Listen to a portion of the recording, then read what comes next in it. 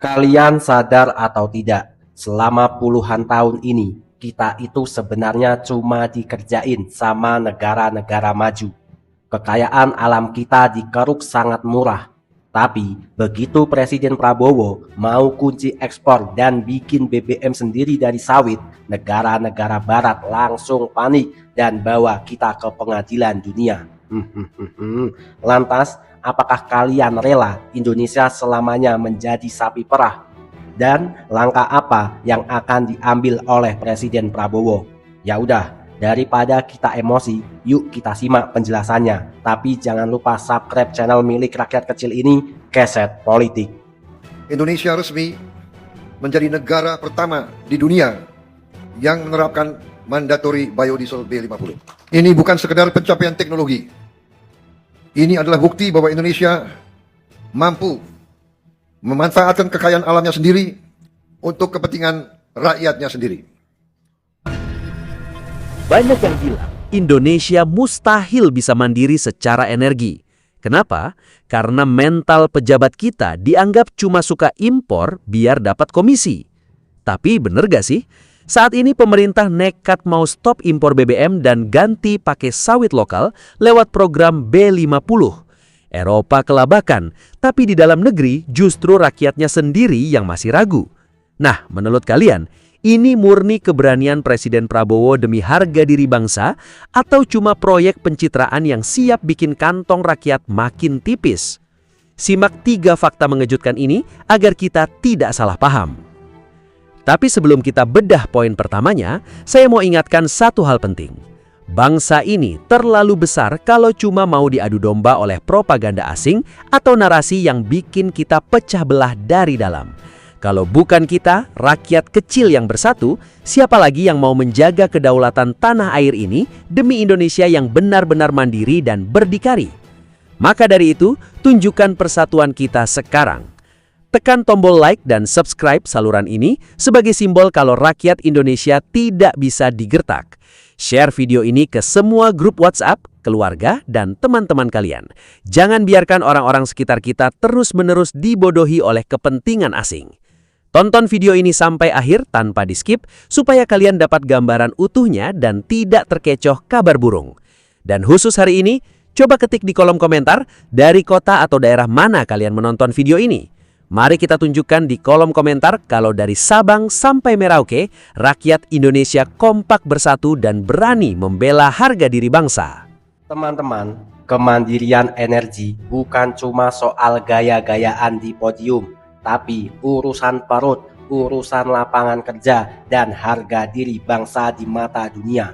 Langkah ini adalah jalan maraton yang sangat panjang dan butuh dukungan dari seluruh rakyat Indonesia.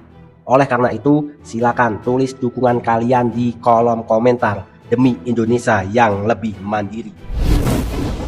Bayangkan sebuah skenario di mana kalian punya rumah yang tanahnya sangat subur. Di halaman rumah itu tumbuh berbagai macam buah tanaman yang sangat mahal dan dicari banyak orang. Tapi selama berpuluh-puluh tahun, kalian cuma memetik buah-buah mentah itu lalu menjualnya dengan harga sangat murah ke tetangga sebelah. Tetangga kalian yang cerdik itu kemudian mengolah buah mentah tadi menjadi jus kemasan yang mewah, dodol yang lezat, hingga produk olahan berkelas lainnya. Lalu menjualnya kembali kepada kalian dengan harga puluhan kali lipat lebih mahal. Konyolnya lagi, kalian membelinya sambil tersenyum bangga dan memuji betapa enaknya olahan buatan tetangga tersebut. Inilah potret buram dari perjalanan ekonomi dan energi bangsa kita selama berpuluh-puluh tahun lalu. Kita adalah salah satu negara terkaya di dunia dalam hal sumber daya alam. Kita punya batu bara yang melimpah, cadangan nikel terbesar di bumi, dan hamparan kelapa sawit yang membentang dari Sumatera hingga Papua. Tapi tragisnya, kita justru menjadi penonton di tanah air sendiri. Kita terbiasa mengeruk tanah, menyedot minyak mentah, memotong kayu, lalu langsung memasukkannya ke kapal tanker untuk dikirim ke luar negeri. Kita bangga ketika angka ekspor kita kelihatan tinggi di atas kertas, padahal yang kita jual sebenarnya adalah masa depan anak cucu kita dengan harga obral. Mengapa hal ini bisa terjadi begitu lama? Karena selama ini ada sebagian pengambil kebijakan yang terjebak dalam mentalitas zona nyaman. Menjual bahan mentah itu sangat gampang, tidak butuh pusing memikirkan teknologi, dan uangnya bisa langsung cair dengan cepat. Tinggal keruk, muat ke kapal, kirim, lalu terima uang. Masalahnya, model bisnis yang malas ini sangat berbahaya bagi masa depan bangsa. Ketika harga komoditas dunia mendadak jatuh, ekonomi kita langsung tiarap. Ketika negara-negara pembeli memutuskan membatasi pembelian, kita langsung kelabakan. Kita menjadi sangat rentan dan gampang didikte oleh kekuatan luar karena kita tidak memiliki benteng industri yang kuat di dalam negeri sendiri. Kondisi inilah yang coba dihentikan secara total melalui strategi hilirisasi energi yang digenjot oleh Presiden Prabowo Subianto. Hilirisasi sebenarnya adalah istilah sederhana untuk sebuah langkah besar. Larangan keras menjual bahan mentah ke luar negeri tanpa diolah terlebih dahulu di dalam negeri. Mulai sekarang, setiap jengkal kekayaan alam yang keluar dari bumi Indonesia harus diproses oleh pabrik-pabrik di dalam tanah air, menggunakan teknologi kita sendiri dan dikerjakan oleh tenaga kerja lokal. Manfaat dari strategi berani ini tidak main-main. Pertama, kita bisa menghemat devisa negara dalam jumlah yang sangat raksasa. Setiap liter minyak sawit yang kita olah sendiri menjadi bahan bakar, berarti ada 1 liter minyak bumi impor yang tidak perlu kita beli menggunakan mata uang dolar. Ratusan triliun rupiah yang biasanya melayang ke luar negeri untuk membeli BBM impor, kini bisa diselamatkan dan diputar kembali di dalam negeri untuk membangun jalan, sekolah, rumah sakit, hingga fasilitas publik lainnya. Bukan cuma itu, keberadaan industri biofuel dalam negeri yang menyerap sawit dalam skala raksasa secara otomatis menciptakan pasar yang sangat kuat dan stabil di dalam tanah air. Selama ini, jutaan petani sawit swadaya di berbagai daerah seringkali menjerit karena harga buah sawit mereka dipermainkan oleh tengkulak atau tergantung pada permintaan luar negeri yang naik turun tidak menentu. Ketika pasar ekspor ditutup atau dibatasi oleh negara barat, harga sawit petani lokal langsung merosot tajam. Nah, dengan adanya pabrik pengolahan biofuel di dalam negeri, hasil panen para petani lokal akan selalu ada yang membeli dengan harga yang layak dan stabil. Ini adalah bentuk nyata dari keadilan ekonomi, di mana kekayaan alam benar-benar dirasakan manfaatnya langsung oleh rakyat kecil. Inilah alasan utama mengapa negara-negara maju dan para raksasa minyak dunia mendadak panik dan merasa tersudut. Kebijakan tegas Indonesia untuk mengunci rapat-rapat pasokan bahan mentah dan memilih mengolahnya sendiri telah merusak skema keuntungan sepihak yang selama ini mereka nikmati.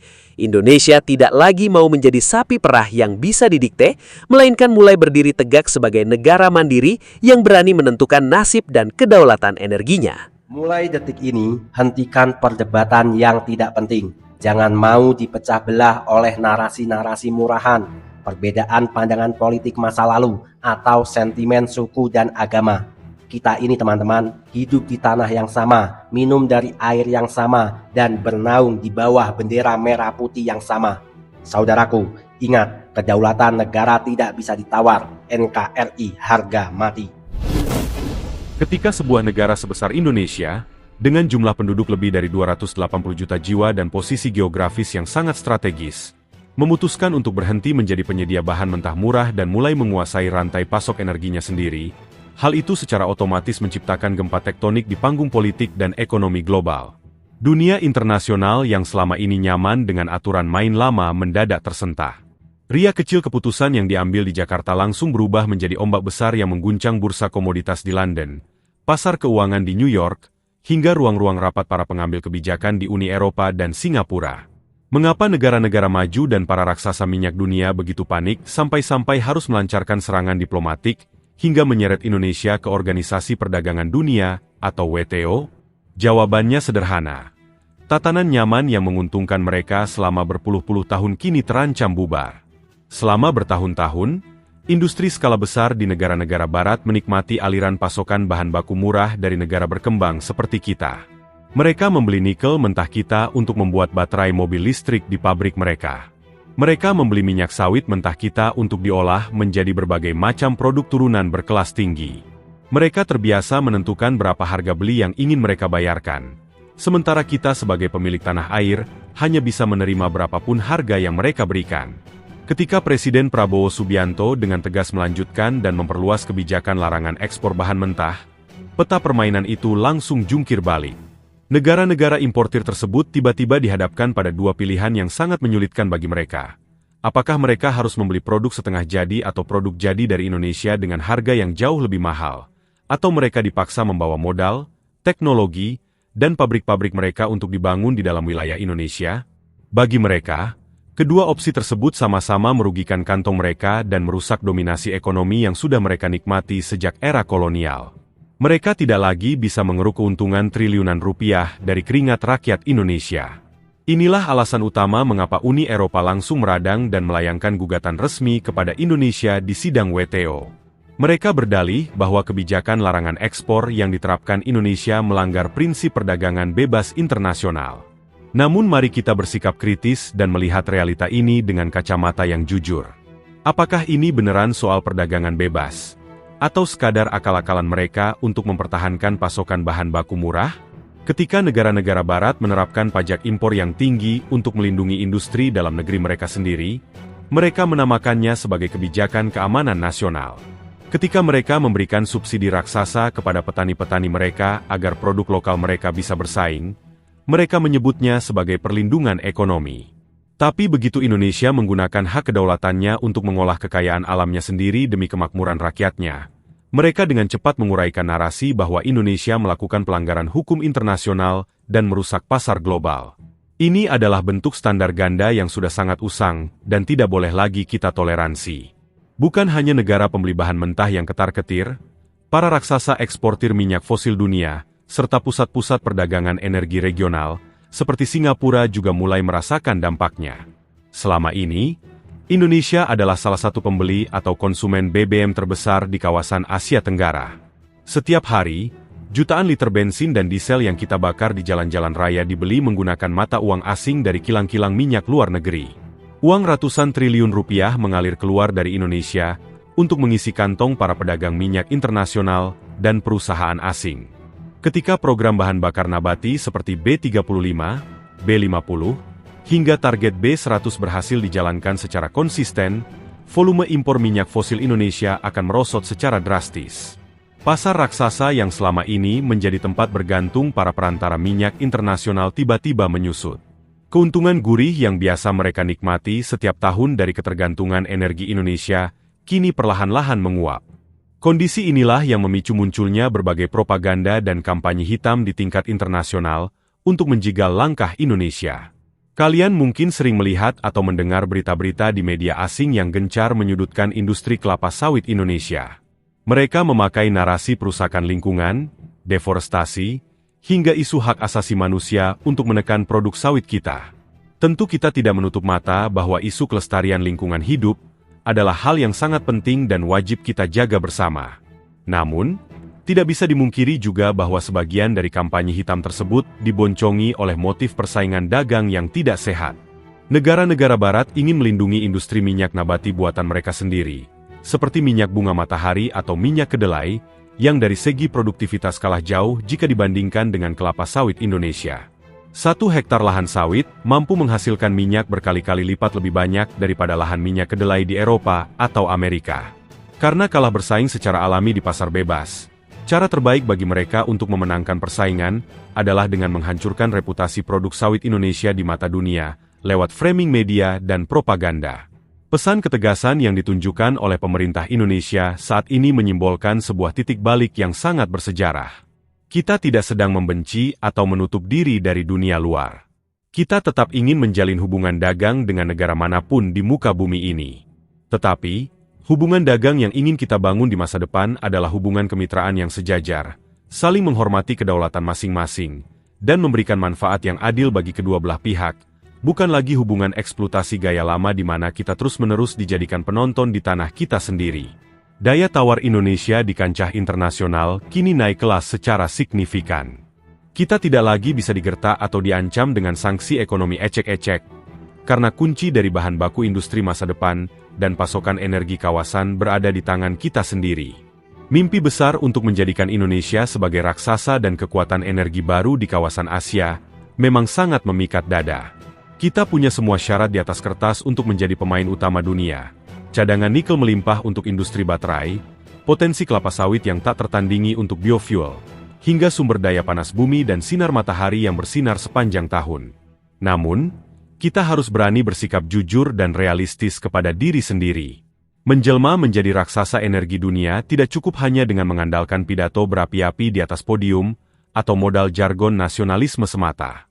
Di balik narasi kedaulatan energi yang megah ini, ada gunung tantangan serta pekerjaan rumah yang sangat berat dan harus kita tuntaskan di lapangan. Jika kita lalai atau serampangan dalam mengelolanya, ambisi besar ini bukannya membawa kemakmuran, melainkan justru bisa menjadi senjata makan tuan yang merugikan rakyat kecil.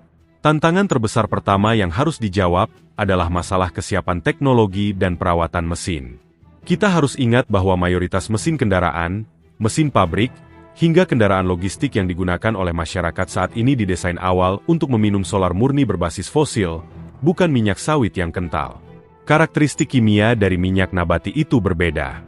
Jika formula biofuel tidak dimurnikan dengan teknologi tinggi dan riset yang matang, bahan bakar ini berpotensi merusak komponen mesin, meninggalkan kerak, atau membuat kendaraan mogok di tengah jalan. Jangan sampai niat baik untuk mandiri energi justru membebankan biaya perbaikan mesin yang mahal kepada para sopir truk, pengusaha angkutan umum, dan rakyat kecil yang menggantungkan hidupnya di jalan raya. Tantangan kedua adalah masalah jaringan logistik dan rantai pasok di negara kepulauan. Indonesia bukan satu daratan luas seperti benua Amerika atau Eropa. Kita adalah negara kepulauan terbesar di dunia yang dipisahkan oleh laut dan samudra. Memproduksi biofuel di satu titik wilayah Sumatera atau Kalimantan, lalu membagikannya secara merata hingga ke pelosok pedalaman Papua, Nusa Tenggara, dan Maluku membutuhkan jaringan kapal tanker, pipa, dan tangki penyimpanan yang sangat raksasa. Jika tata kelola logistiknya tidak efisien, biaya pengiriman bahan bakar lokal ini justru bisa melambung jauh lebih mahal daripada harga produksinya sendiri. Akibatnya, harga BBM di daerah terpencil tetap tinggi dan rakyat bawah yang kembali menjadi korbannya. Tantangan ketiga yang paling sensitif dan sering memicu perdebatan sengit adalah ancaman terhadap ketahanan pangan dan kelestarian lingkungan. Ini adalah urusan perut yang tidak boleh diabaikan. Ketika jutaan ton minyak sawit dilarikan ke pabrik-pabrik biofuel demi mengejar target kemandirian energi, ada risiko pasokan minyak sawit untuk bahan baku minyak goreng di dapur rumah tangga menjadi berkurang. Kita tentu belum lupa bagaimana penderitaan rakyat ketika minyak goreng langka dan harganya melambung tinggi beberapa waktu lalu. Pemerintah harus sangat jeli dan bijaksana dalam mengatur porsi ini. Jangan sampai tangki bensin kendaraan kita terisi penuh, tapi kuali di dapur ibu-ibu rumah tangga justru kosong karena minyak goreng mahal dan langka. Selain itu, ambisi mengejar pasokan sawit raksasa juga tidak boleh dijadikan alasan untuk membabat hutan tropis kita secara serampangan. Kita tidak boleh merusak paru-paru dunia dan memicu bencana alam hanya demi mengejar angka produksi energi. Solusi cerdasnya bukan dengan menambah luas lahan secara liar, melainkan dengan meningkatkan hasil panen per hektar pada lahan sawit yang sudah ada melalui penggunaan bibit unggul dan teknologi pertanian modern. Untuk menjawab semua tantangan rumit tersebut dan benar-benar membawa Indonesia melompat dari negara berkembang menjadi negara maju, ada pilar-pilar utama yang wajib kita benahi bersama. Pilar pertama adalah pembersihan iklim investasi dan pemberantasan korupsi. Membangun pabrik pemurnian biofuel skala raksasa, smelter modern, hingga infrastruktur transmisi energi membutuhkan anggaran ribuan triliun rupiah. Kas keuangan negara tentu tidak akan sanggup membiayainya sendirian. Kita butuh investasi jangka panjang. Namun, para investor tidak akan pernah mau menanamkan modalnya jika birokrasi kita masih berbelit-belit, penuh dengan pungutan liar, atau tidak ada kepastian hukum yang jelas. Praktik korupsi dan mentalitas pemburu rente di sektor energi harus dipangkas habis tanpa ampun. Pilar kedua adalah peningkatan kualitas sumber daya manusia lokal. Pabrik-pabrik canggih dan megah yang dibangun di berbagai daerah, tidak ada gunanya jika anak-anak muda kita hanya menjadi penonton. Kita tidak ingin kawasan industri hilirisasi berdiri megah di suatu daerah, tetapi pemuda lokal di sana hanya bisa melamar pekerjaan sebagai petugas kebersihan atau penjaga keamanan karena keahlian mereka tidak memenuhi standar industri. Sekolah-sekolah kejuruan dan kampus-kampus di Indonesia harus dirombak total agar kurikulumnya benar-benar tersambung dengan kebutuhan industri energi masa depan. Anak-anak bangsa harus dididik untuk menjadi insinyur, operator mesin canggih, dan ahli teknologi yang memegang kendali penuh atas industri di tanah airnya sendiri. Pilar ketiga adalah pemerataan pembangunan infrastruktur yang tidak lagi terpusat di Pulau Jawa. Daerah-daerah di luar Jawa, seperti Sumatera, Kalimantan, Sulawesi, dan Papua, yang menjadi penyumbang terbesar kekayaan alam dan sumber energi nasional, harus mendapatkan porsi pembangunan infrastruktur yang adil. Pelabuhan laut dalam, jaringan listrik yang stabil, serta jalan logistik yang kokoh harus dibangun di daerah-daerah penghasil tersebut agar roda ekonomi lokal bergerak aktif, membuka lapangan kerja baru, dan mengangkat kesejahteraan masyarakat di sekitar kawasan industri. Perjuangan menegakkan kedaulatan dan hilirisasi energi di bawah kepemimpinan Presiden Prabowo Subianto ini bukanlah sebuah lari cepat yang hasilnya bisa kita nikmati secara instan besok pagi. Ini adalah sebuah perjalanan maraton yang panjang, melelahkan, dan penuh dengan benturan kepentingan. Namun, jika pemerintah, pelaku industri, akademisi, dan seluruh rakyat Indonesia memiliki satu kesatuan visi, keberanian yang solid, serta konsistensi untuk terus mengawal kebijakan strategis ini, tidak ada yang mustahil bagi Indonesia untuk berdiri tegak sebagai kekuatan baru yang disegani di mata dunia. Oke teman-teman, terima kasih masih bersama Keset Politik. Teman-teman, setelah kita mendengarkan informasinya, gimana tanggapannya? Silakan tulis opini tajam kalian di kolom komentar. Tapi ingat teman-teman, jangan mencaci maki siapapun, jangan menyudutkan siapapun. Tunjukkan kepada dunia bahwa netizen Indonesia adalah netizen yang budiman. Teman-teman, sekarang saatnya kita berdiskusi, beropini, ngobrol cantik sambil minum kopi. Kita minum kopi dulu teman-teman. Mantap. Teman-teman, kalau kita mau jujur, kebijakan hilirisasi dan kemandirian energi yang sedang digenjot oleh pemerintah saat ini sebenarnya adalah soal harga diri dan keberanian bertindak untuk masa depan negara. Teman-teman, selama berpuluh-puluh tahun, bangsa Indonesia ini ibarat orang kaya yang linglung. Kita diberikan, dikaruniai tanah yang sangat subur, laut yang sangat luas, serta parut bumi yang penuh dengan kekayaan alam seperti nikel, batu bara, dan kelapa sawit. Tapi teman-teman, tragisnya kita justru hidup dalam keprihatinan. Mengapa? Karena kita terbiasa mengambil jalan pintas yang malas, mengeruk bahan mentah, menjualnya dengan harga murah ke luar negeri, lalu dengan bangga membeli kembali produk jadinya dengan harga puluhan kali lipat lebih mahal. Teman-teman, kita membiarkan negara-negara maju dan para raksasa minyak dunia menikmati keuntungannya. Sementara rakyat kita sendiri cuma kebagian asap dan sisa-sisanya. Teman-teman, langkah tegas Presiden Prabowo untuk mengunci ekspor bahan mentah dan mewajibkan pengelolaan di dalam negeri, seperti mengubah minyak sawit menjadi bahan bakar biodiesel B50 hingga B100, adalah sebuah keputusan yang sudah sangat tepat dan wajib didukung oleh seluruh rakyat Indonesia.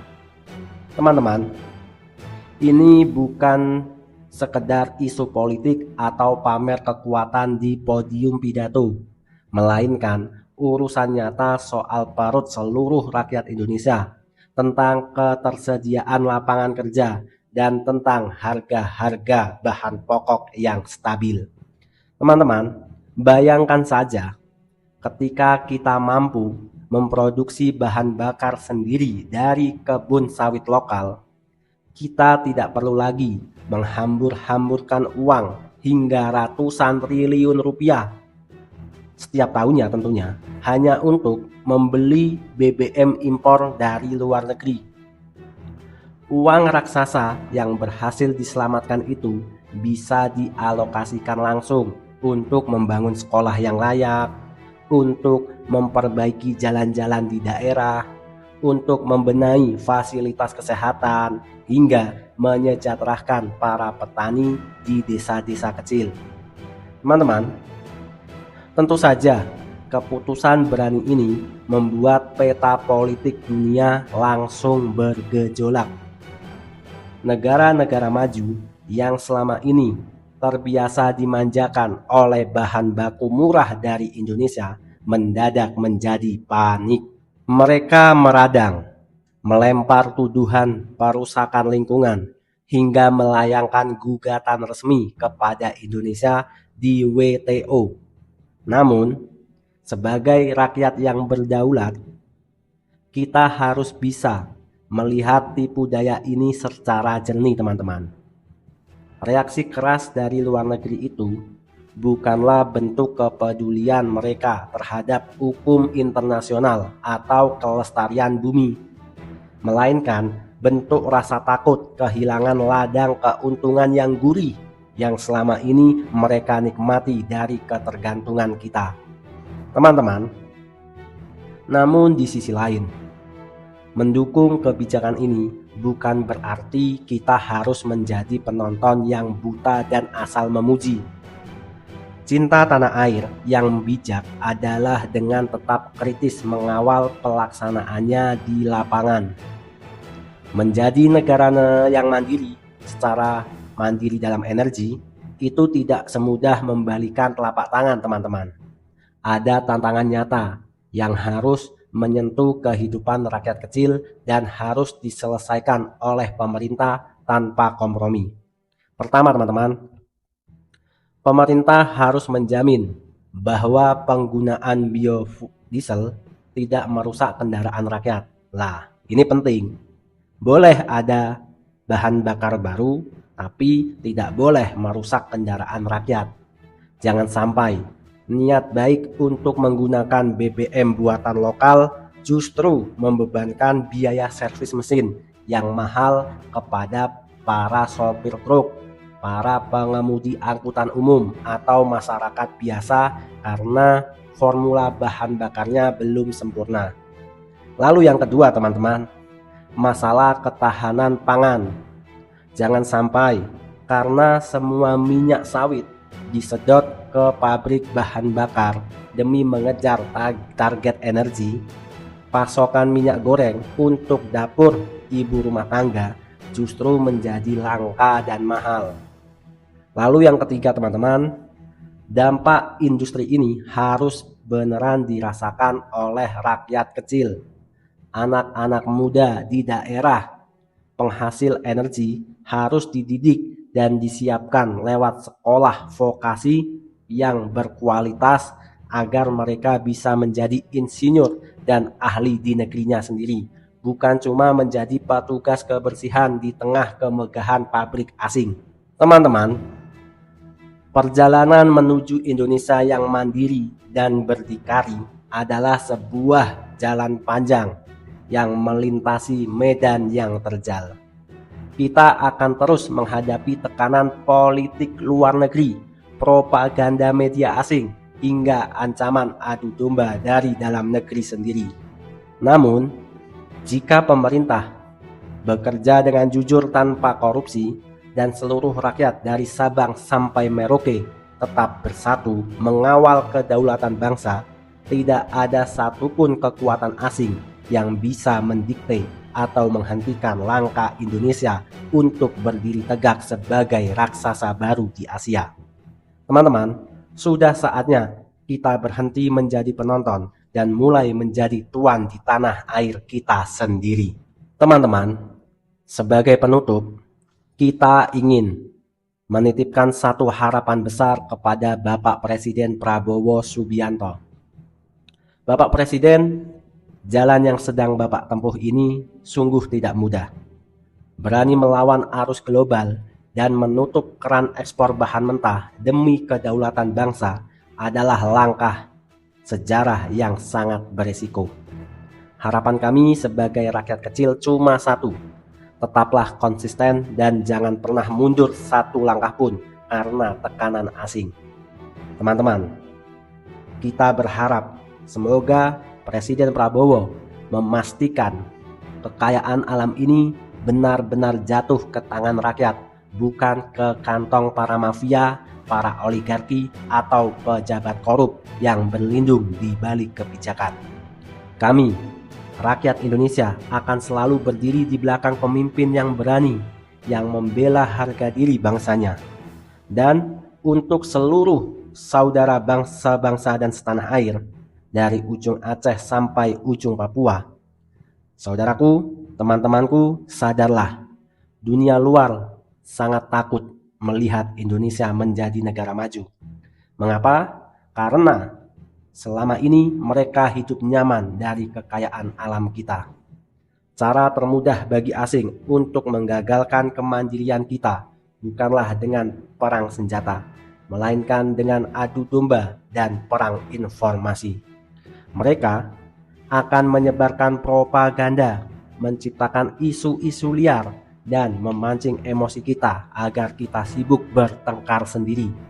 Mereka tertawa melihat kita saling hujat di media sosial, teman-teman. Karena bangsa yang terbelah dari dalam adalah bangsa yang paling mudah dijajah dan dirampok kekayaannya. Oleh karena itu, teman-teman, mulai detik ini, mulai hari ini, hentikan perdebatan yang tidak penting. Jangan mau dipecah belah oleh narasi murahan, perbedaan pandangan politik masa lalu, atau sentimen suku dan agama. Kita ini hidup di tanah yang sama, minum air yang sama, menghirup udara yang sama, dan bernaung di bawah bendera merah putih yang sama. Kalau kita bersatu, maka kita akan teguh. Kalau kita tidak bersatu, teman-teman, anak cucu kita yang akan menanggung akibatnya dan kembali menjadi kuli di negerinya sendiri.